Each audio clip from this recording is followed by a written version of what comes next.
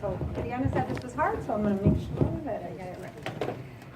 Hello! I'm so excited. Thank you so much for everyone being here. I don't know how I'm going to get through this without crying, but, oh, okay. So, to start, I need to do some thank yous. For you guys tonight for being here, as I look around, there are many of you who helped us get to this point of a campaign launch. Because of your efforts, I was able to file almost double the required signatures 9 days before the deadline to guarantee that my name will be on the ballot in November.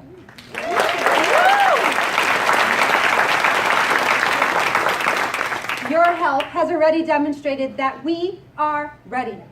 We are ready for a seismic change that only a powerful blue wave can bring. I want to thank Representative Diane for her special introduction. Diane was the first person to approach me about running for state assembly 6 months ago. She's been an inspiration to me and has been a strong partner through this process. Thank you for being a great mentor and for being here with me and my community. And thank you to all the presenters who came before Diane. Ariana, Amelia, Persephone, I'm so proud of each of you. You are each a part of the powerful, diverse, strong vision that I see for our country. And I just hope that I can help support that future by fighting for you now. We all need to thank everyone who made this kickoff party happen. The excellent chefs and bakers, the volunteers helping around the room, the volunteers who made phone calls last week for me, and of course the organizers, Kathy Berkbaum and Angie Kurse. Kathy and Angie usually work behind the scenes, but they are a powerful force in our community. They continue to amaze me every day with their dedication and the effort they put not just into our area, but for our whole state. I can't imagine a better support team for our Dodge County Democrats than Angie and Kathy. Speaking of support teams, I'm excited to share my cabinet team with you tonight. They have these blue lanyards on so you can easily identify them. One of the most important decisions that I made before deciding to run for office was selecting a great team. I was a human resources manager for 20 years and I know the importance of picking a good team. For the past 2 months, my team has been planning, strategizing, creating, all together. One of my priorities for my campaign is to help provide future leadership to our community from my cabinet team. Some of them may run for office themselves one day, and others will be able to continue to bring their campaign skills to the future. You see, my plan is not just for me to win, but for us to build a team that will continue to progress our agenda way past November 6th. So,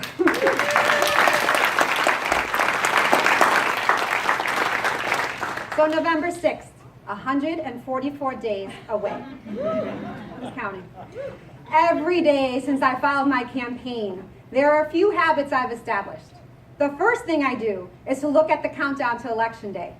Sometimes, November 6th seems very far away.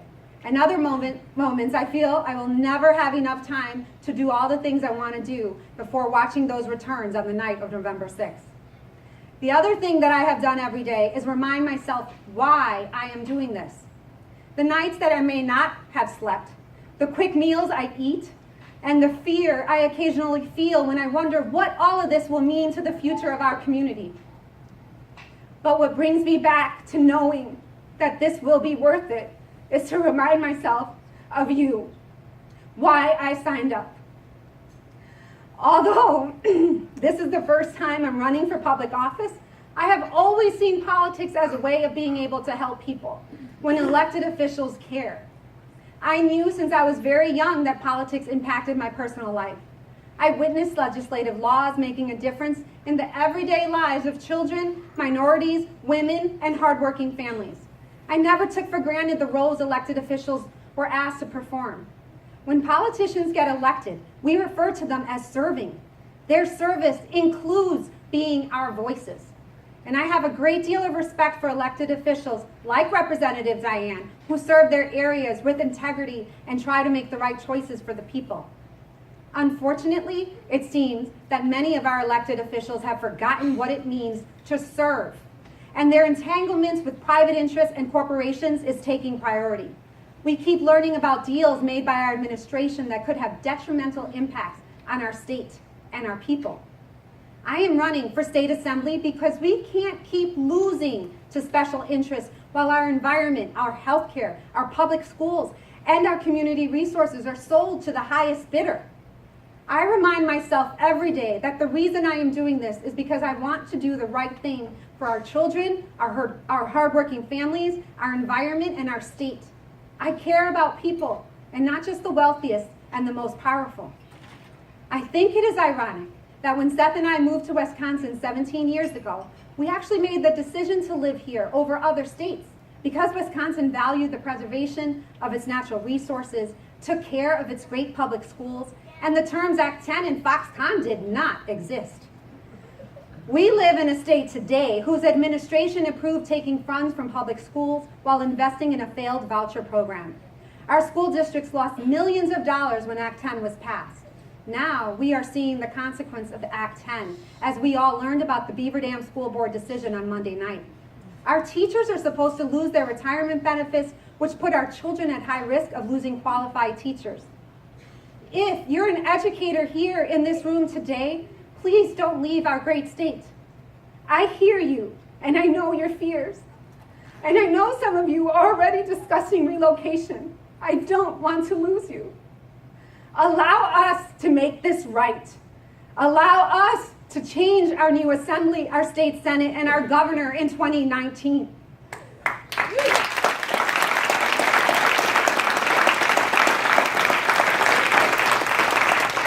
We live in a state today who is choosing to spend billions of dollars on an overseas company that cares nothing about our people, our local workers, our Lake Michigan, or our values.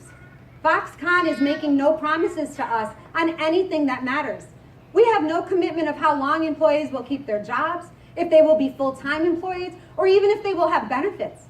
At the same time, Foxconn will be funneling 7 million gallons of water from Lake Michigan every day and returning 5.5 million with no promise of the quality of water being returned or what happens if the water gets poisoned. Why would we want to recruit for a business that makes no promises of what they're giving back to our communities, and yet we risk losing teachers every year because of their fear of not being able to take care of themselves and their families? Our teachers make a promise every day as they walk into school buildings, every night as they grade papers. They make the promise that they are there to support, educate, and stand for our children. Our current majority legislatures have failed them, our children, and are the ones who stand to suffer. We don't need to give billions to an international company when what we need to do is fix the funding formula of our public education. It just doesn't make sense that a large corporation like Foxconn would be given billions in tax breaks when we keep cutting our public funding per student. Besides public education, how can Wisconsin justify a corporation receiving that kind of break when we also have the second worst roads in our country?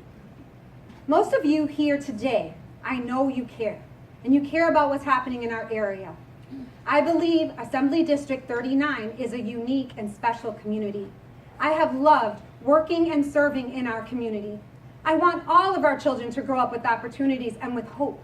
We have prioritized our schools with referendums. We care about keeping our streets safe with committed law enforcement who not only work in our area but live here. And we also enjoy our social bond and our social connections.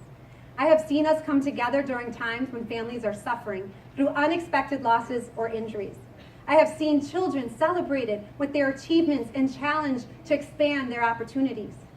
But we also see many families with parents working 2 to 3 jobs and still can't make ends meet.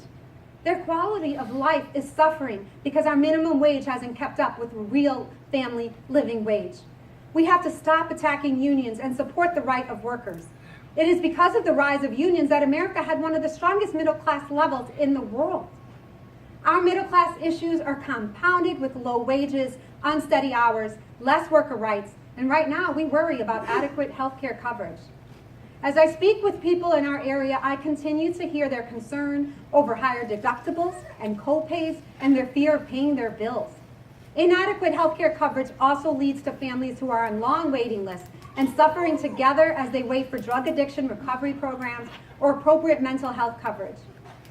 I understand that obstacles create hard times, The paths in our lives aren't always easy, but I believe in a system that is fair and empowering. I want to continue to create opportunities for our district, the 39th, to connect people to important resources and to strengthen our families. My parents were both born in Puerto Rico and moved to Brooklyn, New York, where I was born. My mother worked hard to help me become the first person to graduate from college. I'm a rookie. I am so proud.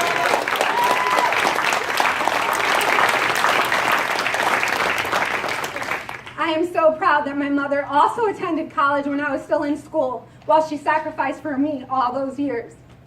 My father is a Vietnam vet with 2 Purple Hearts and now suffers from PTSD and depends on the VA and his wife every day. He is my own personal hero who sacrificed not just for me, but for our whole country. He is the reason I gained certification to teach yoga for PTSD.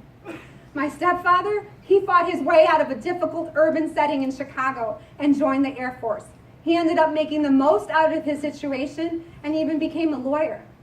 My family is a testament to resources creating empowerment. As an active volunteer in our area, I think some of my proudest moments have always been working with children and their families. This is probably why I spend much of my time either directing children's theater, teaching yoga to kids, approving special grants for children on behalf of the Beaver Dam Hospital Foundation, or helping my husband raise our 3 daughters. Children deserve to feel safe, know their value, and have their hard work reward them with opportunities. In all of my volunteer activities, whether I'm at a Rotary Club or working to establish the Latino network of Beaver Dam or sitting with friends at a voting registration training, political party representation doesn't matter as long as we're getting the job done. It's no secret that we are a historically Republican district, and I'm okay with that because this race isn't about a party for me. Yes, I am proud and have always been a proud Democrat.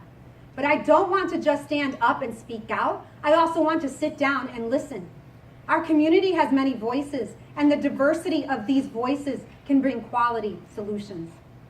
I invite open conversations to get to real solutions. We all benefit if we remember the many times we come together as a community when a family needs us. We don't ask what political party they represent. We just ask what do they need. I will take that same value from our community and respond to needs just like I have responded before, with an eagerness to learn and an ambition to solve. I do believe it is time for change, and I wouldn't be here today if I didn't believe that change is critical. Our district has trusted the Republican Party. We have allowed them to represent our state assembly and our state senate for several years. As much as this is not about a political party to me, the current administration is failing us as they advance an agenda that protects corporations, sacrifices the most vulnerable people and aspects in our community, our workers, our children, and our environment.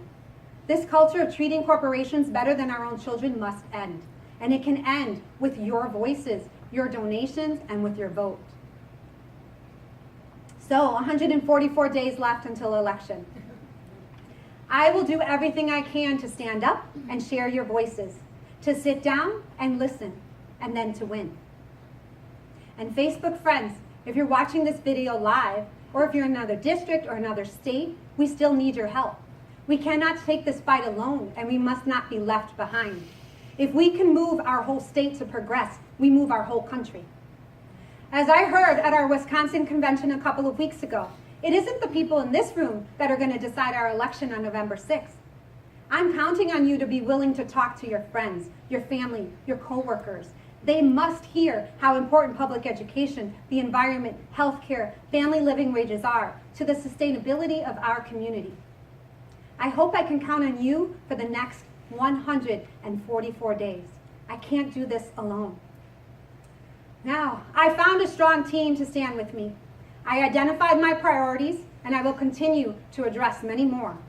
I have my family, our Dodge County Democrats behind me, my Emerge sisters with me. I stand with the resources of Emerge and the Democratic Party of Wisconsin. And from the energy in this room, I know we are ready. We must take a unified stand even with our many diverse voices. We must make this our time. Vote for me on November 6th, and let's work together to reinstate Wisconsin as one of the best states in our country again. Thank you.